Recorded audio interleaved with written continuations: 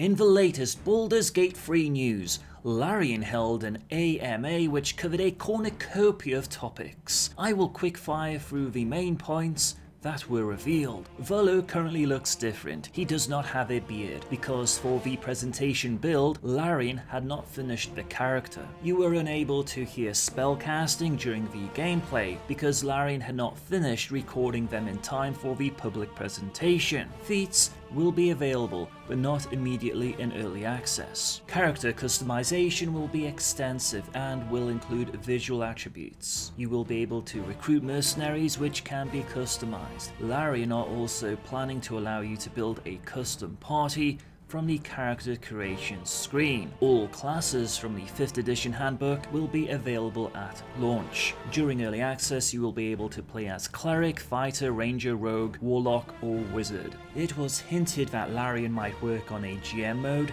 once the main game has been completed.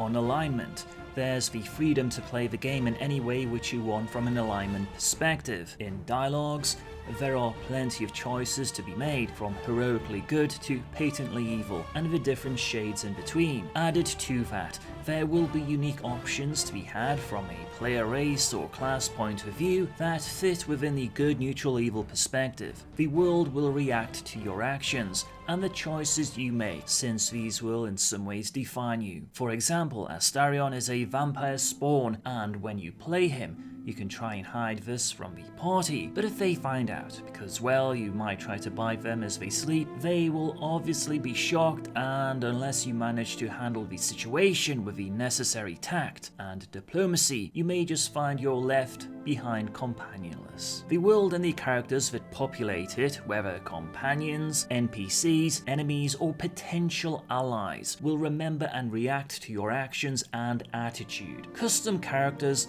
are central to the arc of BG3, and as your journey unfolds, you'll walk your own path, and when your story ends, you'll have determined your own fate, and the fate of many others. There will be a mixture of magic items from published D&D materials and some homebrew items of similar complexity and power level. There is an entire system in development for Grit and Grime that adapts to your circumstance, but it's not ready yet. On the topic of the first-person past tense style of writing, Larian commented that there are story reasons, but it also allows you to get closer to your character, their thoughts, their feelings, and moments of introspection, allowing you to truly understand their motivations. Larian experimented with several styles when starting development, but this was the one that at the end of the day stood out. Characters can reach level 10. There will be equipment with magical bonuses,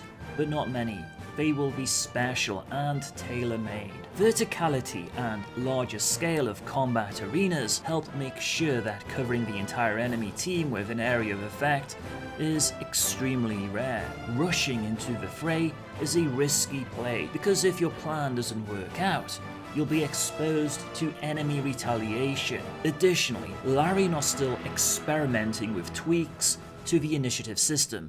BG3 combat is much higher stakes than in DOS 2. Multi-classing rules will follow 5th edition D&D closely. On level up, characters will be able to continue with their current class or choose a new class, provided they meet the requirements. Multi-classing is not going to be available in early access at launch. Concerning the Ranger, Larian will be implementing alternative variants of favorite enemy and natural explorer features that are not limited to specific monster and location types. The type of world and game Larian are building allows for so much that you really need the control. Think of the environment, all the interaction, the systemics you can use against themselves, all of this combined with the actions and spells of D&D. You need careful planning, setting up and executing. That works well in turn-based. And on top of that, turn-based works very well in multiplayer. Party members will comment and react. They will banter while just walking around. Larian calls these voice box and AD for automated dialogues, but they will also react to what you and your party are doing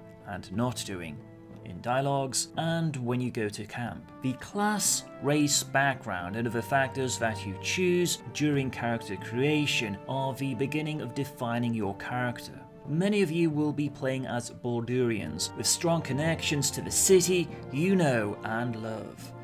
Or hate. Baldurians often have a complex relationship with the place. Some of you will be denizens of the Underdark. Your experiences, agendas, and perspective on the world will be unique. And the further into your adventure you travel, the more you will define what type of hero or villain your character is. You'll find characters, dialogues, and quests that are tied specifically to your character because of who they are and because of what you've done. Golden Pantaloons. Larian are creating unique items by hand.